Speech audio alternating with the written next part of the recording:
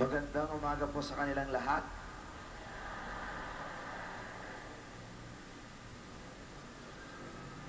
Kung noong una, ang na-appreciate lamang natin yung tinatawag na IQ, Intelligent Quotient. Parang pag matalino ang tao, laging valedictorian, laging first honor, akala natin yun ang magiging successful. Akala natin yun ang pwedeng maging doktor, maging lawyer, at yun na lamang ang magiging mayaman. Pero ngayon, unti-unting napag-alaman na hindi lang pala kailangan intelligent quotient. Kasi maraming matatalino sa school, hindi naman marunong makirelate. Kaya meron na ngayon tinatawag tayong emotional quotient. Kinakailangan na rin natin ang ating emosyon ay maging marunong tayo. Marunong makitungo sa kapwa, marunong makibagay, marunong magpatawad, marunong makiharap sa tao. So, naging patayan na ngayon na it doesn't necessarily mean magaling ka sa math, magaling ka sa science, magaling ka sa English, that's enough. Most of the time, yung mga marurunong na yan, saksakan ng sungit. Hindi marunong magsalita sa tao. Ngayon, meron na namang dinidevelop yung tinatawag na spiritual quotient. Hindi lang pala sapat ang ikaw ay marunong sa school or ikaw ay emotionally capable. Kailangan ka rin may tinatawag na spiritual maturity. Yan ang tinatawag na integration. At kinakailangan din mayroon kang tinatawag na physical capabilities. Malakas din ang iyong katawan. Ngayon, yung tinatawag na a healthy body produces healthy spirit. Alam ko po, naiinitan kayong lahat ngayon. Kaya kayo nagpay-pay-pay-pay. Naalala ko tuloy yung obispo, kaibigan ko, from Los Angeles. Nagpunta siya rito. Inibitahan ko magmisa sa Monte Maria. Nakita niya ang mga tao nagpapaypay. Kasi sa ibang bansa, hindi naman ganyan eh. Siguro nagtaka siya. Kasi siya ang first Filipino bishop ng North America. Ang sabi niya, pagka kayo naiinitan, kayo magpasalamat. Dahil ang ibig sabihin niya, kayo mga buhay pa. Amen? At ang pangalawa, kailangan matuto tayo sa init na ito. Kung hindi tayo magbabait, hindi tayo magpapakabanal, mas mainit pang lugar tayo pupulutin. Amen? Kaya kailangan matuto tayo sa init na ito. Kung ayaw nyong makarating sa impyerno na mas mainit pa dito, na ang paypay ninyo hindi, walang epekto, kailangan po tayong magbait. Kagabi, nagmisa ako sa isang lugar, dito sa Cainta. May isang bata, teenager, 15 years old. Lumapit sa akin, sabi ko, anong gusto mong ipahil?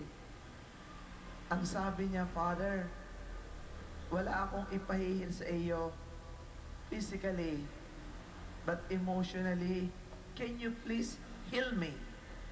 I was so touched. Kasi pagkasabi niya lang na yun, tumulo na ang luha, ay ang laki-laki. Mas malaki pa sa akin. Macho-macho. Sabi ko, bakit ka umiiyak? Kasi Father, yung tatay ko, iniwanan kami nung bata pa kami ng nanay ko.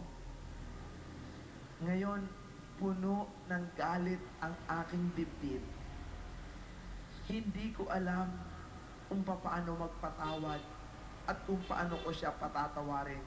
I was so touched by it. Napakarami sa atin mga kapatid, napakaraming galit sa dibdib. Iniwan ng nanay, iniwan ng tatay, naghiwalay ang magulang. nangangailangan ng emotional and physical healing.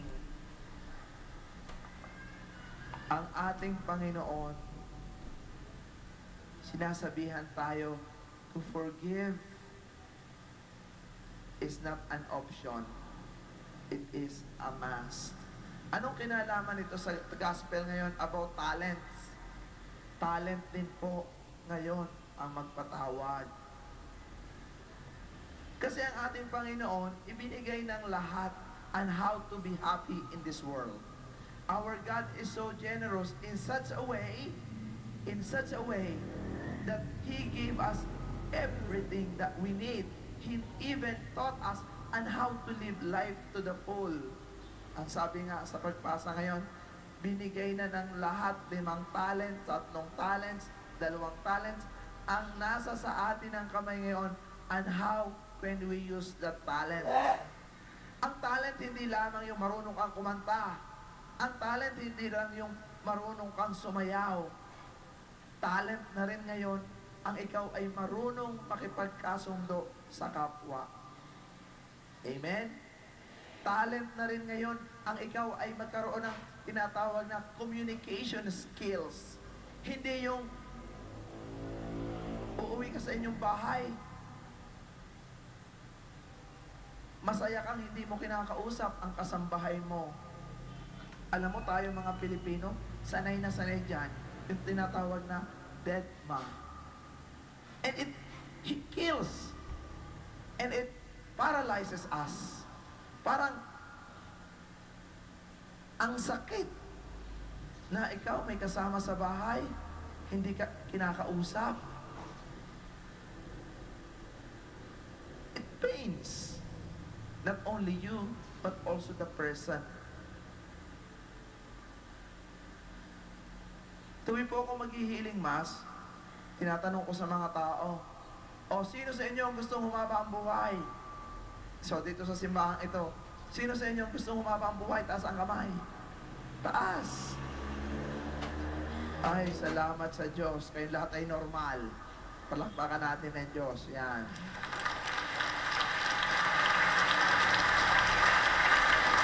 Wala pa po akong napuntahang lugar na gustong lumala ang sakit. Lahat gustong mahil. Lahat gustong humaba ang buhay. O pwes, mga kapatid, total, gusto nyo rin lang humaba ang buhay. Sana yung buhay na natin gustong humaba, while we are here on earth, sana naman maging masaya tayo. Yun nga ang sabi niya, share my master's joy. Ayaw ng Diyos, miserable tayo. Kasi if we are miserable, hindi tayo makakatulong sa kapwa. Kapag ka po tayo miserable, nakakapangit po yan. Pagka po tayo miserable, nakaka-high blood, nakaka-atake sa puso, nakaka-ulcer kung lagi kang may galit sa dibdib, lagi kang nagngingit-ngit.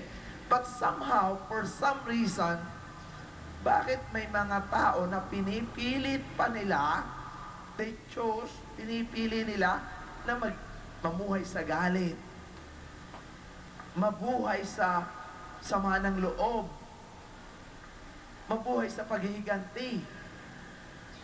Ilan sa atin dito dahil sa politics, dahil sa politika, dating magkakasamahan, magkaaway na. Dating magkaibigan, nasira dahil sa politics. Crazy! That's a sign that we are not using our talent to understand, our talent to comprehend. Politics lang yan, wag mong personalin. Alam niyo, yan ang problema sa ating mga Pilipino. Ginagaya natin ang politics ng Amerika, pero hindi tayo sports. Sana manalo si Pacquiao. Pagdadasal natin, kahapon, ako'y natutuwa. Parte ng intercessory prayer, sana po manalo si Pacquiao. Meaning, sana ang galing ni Pacquiao sa sports, ang matutunan natin doon yung sa mga Pilipino, pag natalo sa politics, huwag pe-personalin. At yun namang mga miron, yung mga, ang tawag dito? Mga alalay, mga kamag-anak ng alalay.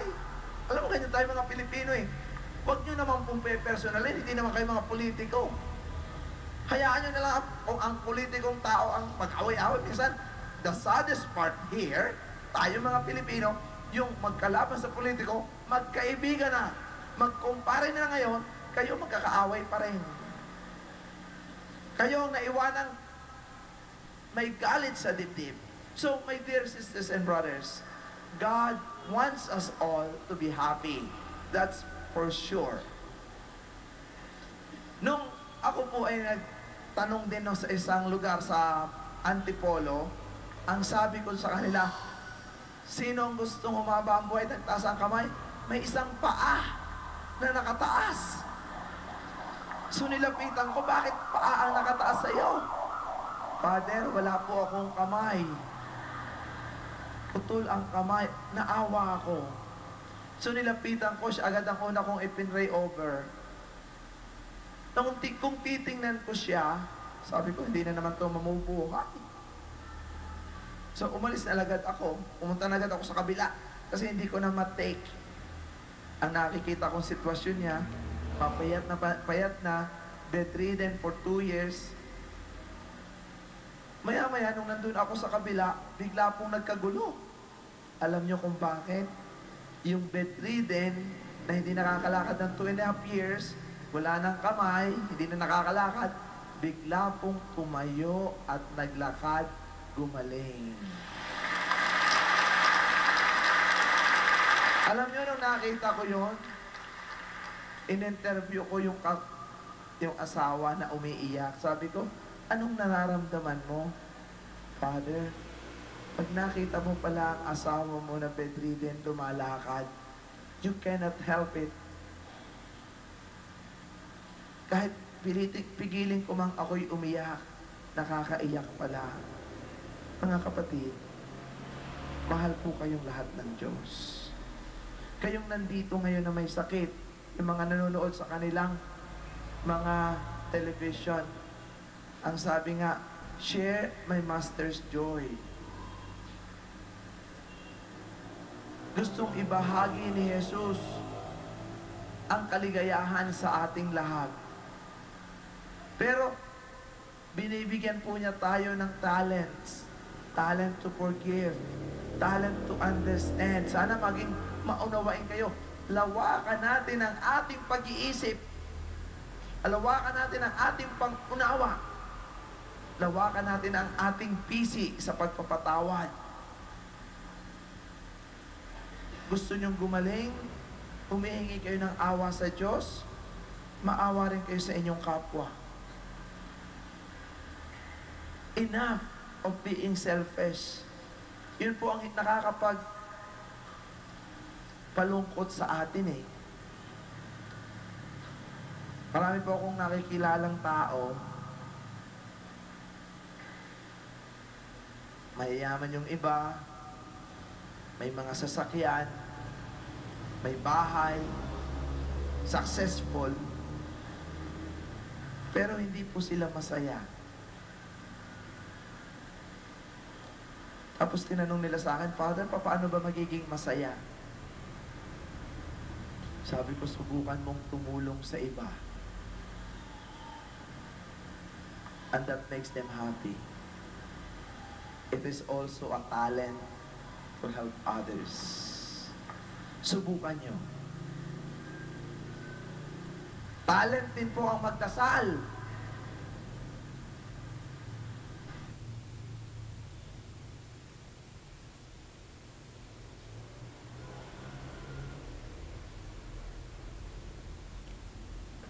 Wala po akong alam dasalin. Pero, naawa naman ako dito sa Lumpo. I was 16 years old when I discovered I had this gift. Nakakita po ako na isang lumpo na hindi naglalakad ng 40 taon. Ang sabi ko sa kanya, anong gusto mong i-pray ko sa iyo? Father, hindi pa ako pare noon. Sabi sa akin, ako po hindi pa kalakad. Sabi ko, gusto kong i-pray kita. Tumango naman. So I have no choice. Ang alam ko lang dasalin ay Ama namin, Aba Ginoong Maria, at Duwalhati. Mga kapatid, Nung dinasal ko yon, bigla pong tumayo ang lumpo na hindi nakakalakad ng 40 taon.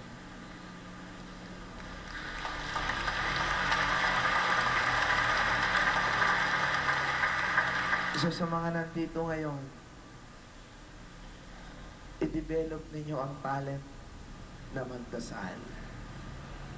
Yan po magbibigay sa inyo ng kapayapaan at kaligayahan. Amen.